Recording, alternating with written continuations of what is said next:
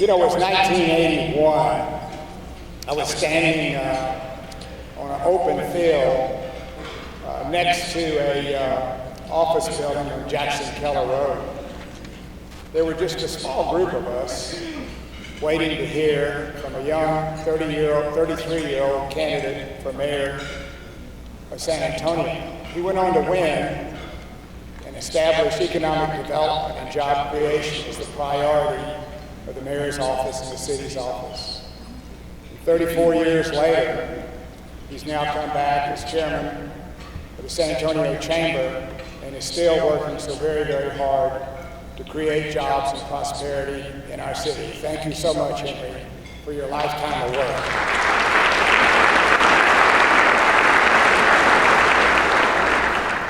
Let me thank Laura Jesse, our public information officer. Each one of you have one of these at your chair. I would encourage you to take it with you. It shows and explains some of the major projects that Bexar County has underway. And I want to thank her and Marcy Trevino-Ripper, who's my chief of staff, in helping me to prepare the speech that I'm going to give to you today. I think we all realize we're in a rapidly changing economy.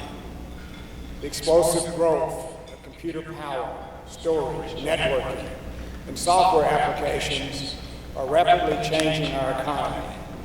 Everyone in this room is impacted by technology innovations. Whether you're a private company, a nonprofit organization, or a government. Innovation is coming from thousands of technologists with entrepreneurial tech firms. They tinker until they have a better machine or software. This exponential process, with parallel breakthroughs, a living organism following its own urges, perpetuating and expanding itself. Successful 21st centuries will be judged by their willingness and their ability to foster and grow the environment for innovation. We're slipping behind other cities in our efforts to embrace this emerging tech industry. We need to pick up our pace or we will be eclipsed. Remember, not too many years ago, when we started picking off California companies with medium-skilled backroom jobs because it was less expensive for them to do business here today. And we went about bragging about the Texas miracle in job creation that occurred from 2009 to 2015. But according to Carlton Schwab, CEO of Texas Economic Development Council, about 40% of those Texas jobs were related to the oil and gas industry, and we know where that is today. Today, California is eating our lunch with their highly skilled workforce. Between August 2014 and August of this year, California gained 432,000 jobs to Texas 196,000. And closer to home, we only need to look up to I-35 in Austin to see we're not keeping pace with the emerging tech community. If we're going to be a great 21st century, then we need to support talent development through high-skilled training.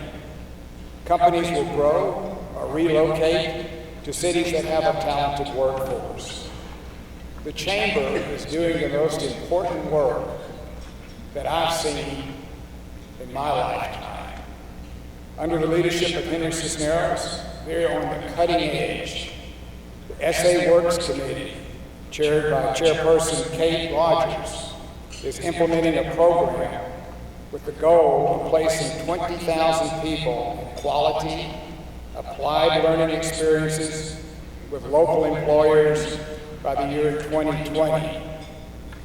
SA Works is also working with employers to create internships, fellowships, and apprenticeships. For example, Toyota offers paid internships for high school students where they work 3 days a week and attend schools 2 days a week. The county has 123 paid and unpaid internships, but we all need to do more. Mayor Taylor and I will be meeting with other public entities and encourage them to expand their internship and certified scholarship programs. SA Works, with the Chamber is also conducting workshops with math and science teachers and school counselors. Just last week, in an important meeting, Commissioner Calvert and I met with representatives from all of the school districts, along with the staff director of SA Works, Priscilla Camacho. She laid out a plan to the districts to implement courses in the fundamentals of computer science that would prepare them for cybersecurity jobs. Curriculum is underway right now at Sam Houston High School. We will propose to the Commissioners Court for funding 30 of those scholarships to help high school students obtain a tech certificate, such as A+, Network Plus, and Security Plus. Now, in parallel effort to the Chamber's work, another important endeavor is underway, the San Antonio Talent for Economic Competitiveness. Mary Taylor and I chaired a workforce summit in January of this year that led to the creation of the industry-driven SA Tech Board under the leadership of Peter John Holt. The goal is to change the pipeline of education by focusing on healthcare and biosciences, information technology, and advanced manufacturing. SA Tech Board is partnering with the Alamo College District and the school districts to expand and scale up the curriculum the industries need for their workforce. The school districts should encourage more students to take advantage of dual credit programs where they simultaneously earn an associate degree or industry-recognized certificates. SA Tech's also working with private companies to scale up their job training programs. For example, Rackspace created the Open Cloud Academy to offer self-paced and instructor-led programs in Linux systems administration, network security, and software development. The county is contributing $100,000 for the director of SA Tech, who will report to the board as well as to the college district. Every business, big and small, needs to be involved with creating a talented workforce through SA Works and SA Tech. Just last night, I got a call from Harvey Nation, who told me he's working on a program with Alamo College and UTSA that will establish several STEM degree scholarships that he will fund. Through Bibliotech, we are collaborating with school districts, and we're presently in 58 school libraries. We'll be adding more tech courses in our libraries. We're also working with the Open Cloud Academy to provide prerequisite courses in all 3 Bibliotech branches. Led by Molly Agarwal, UTSA's Vice President for Research, UTSA has established an Open Cloud Institute and is developing degree programs in cloud computing and big data. UTSA's cybersecurity program was ranked the best in the nation last year, and UTSA offers many other tech-related degrees and is creating a degree in data analysis.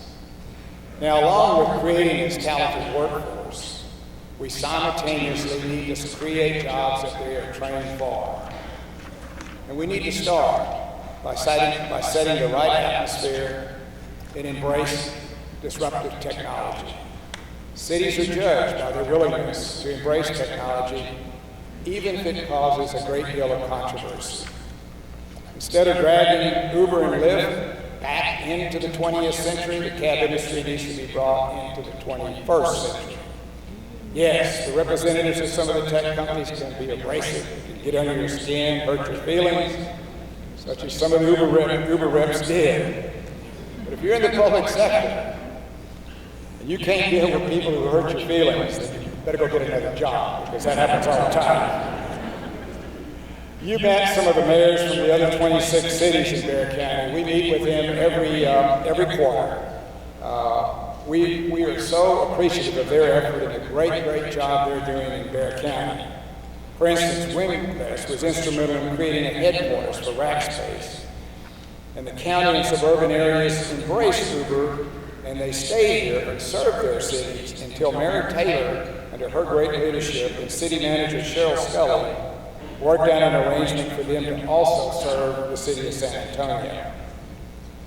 The county has deployed a little bit of disruptive technology when we opened Bibliotech, the nation's first all-digital public library.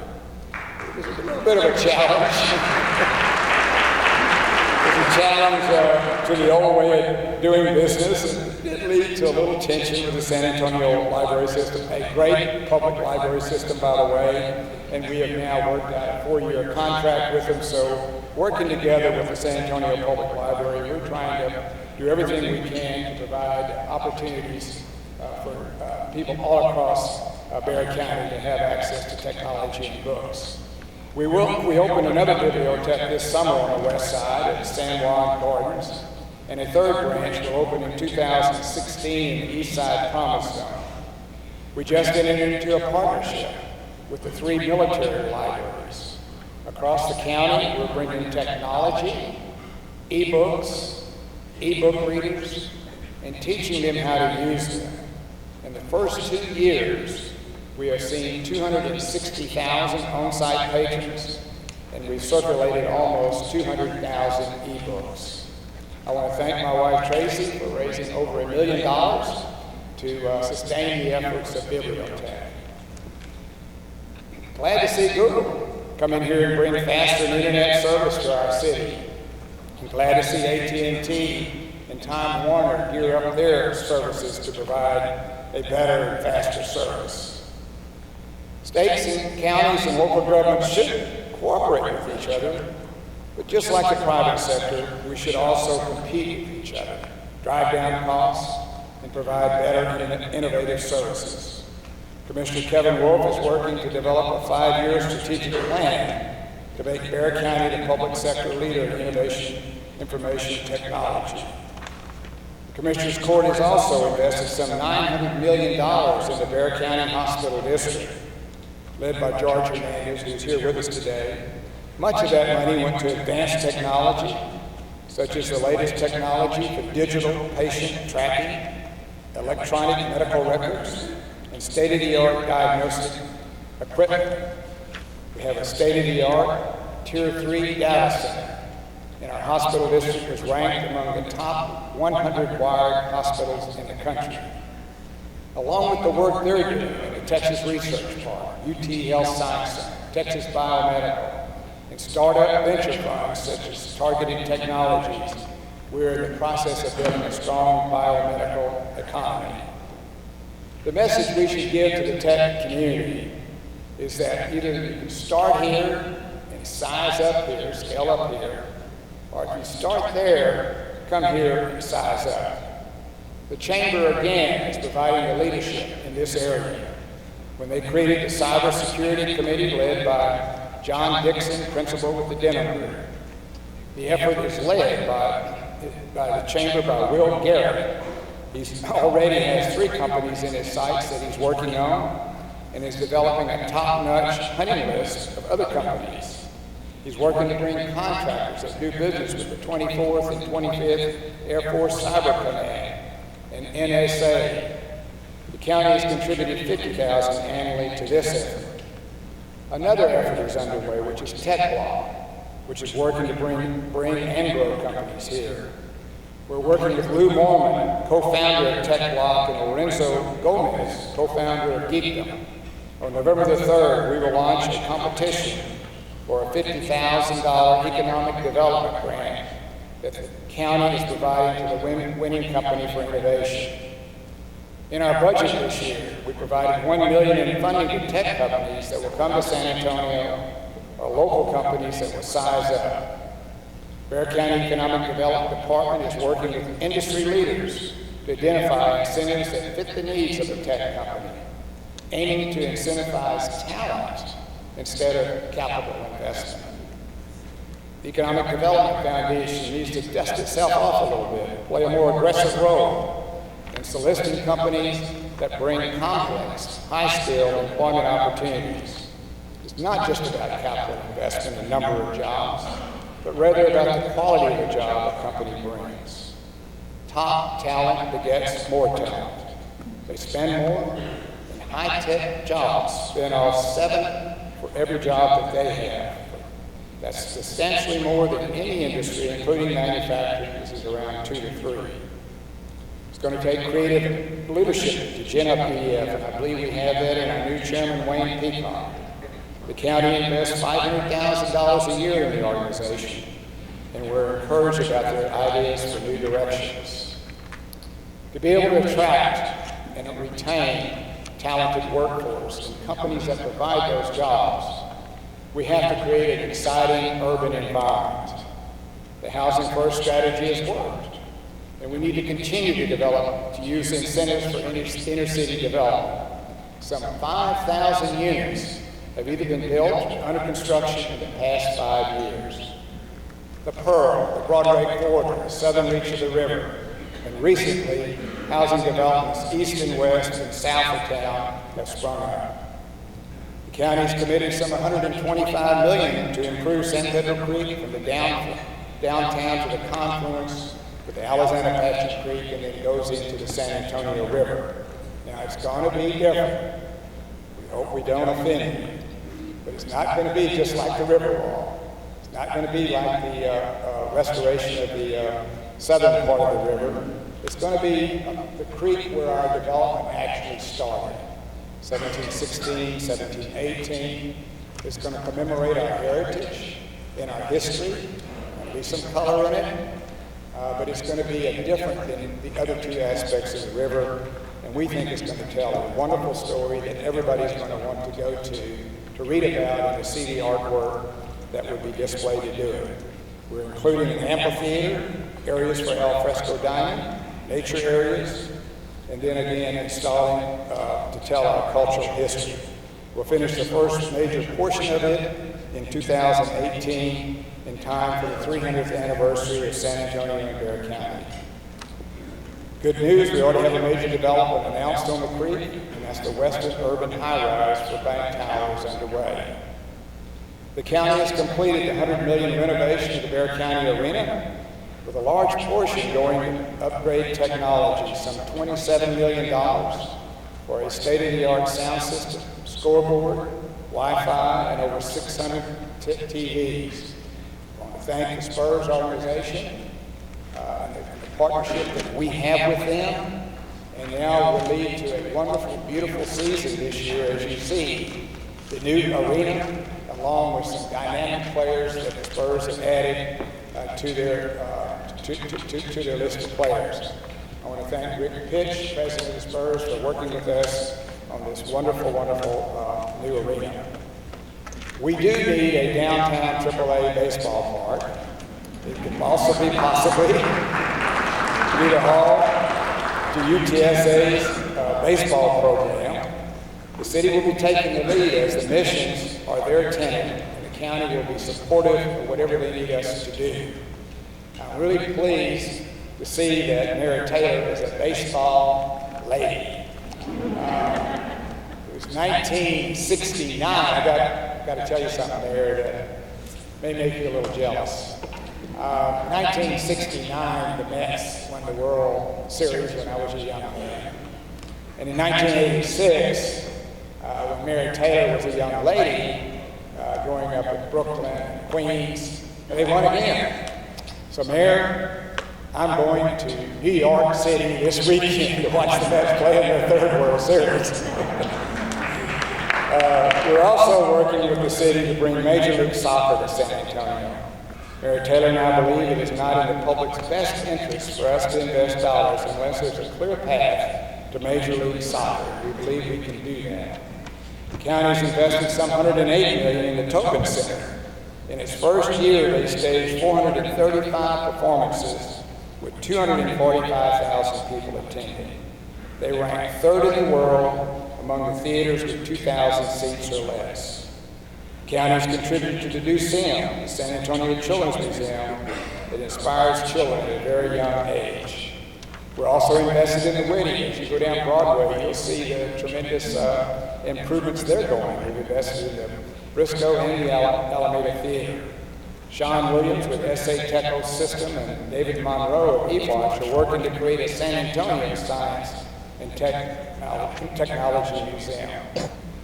On July the 5th, I was in Bonn, Germany with Mayor Taylor at the San Antonio Mission, to inscribed as a World Heritage Site. That was a very exciting day. And what a tribute to the United States of America and to San Antonio. When the vote took place,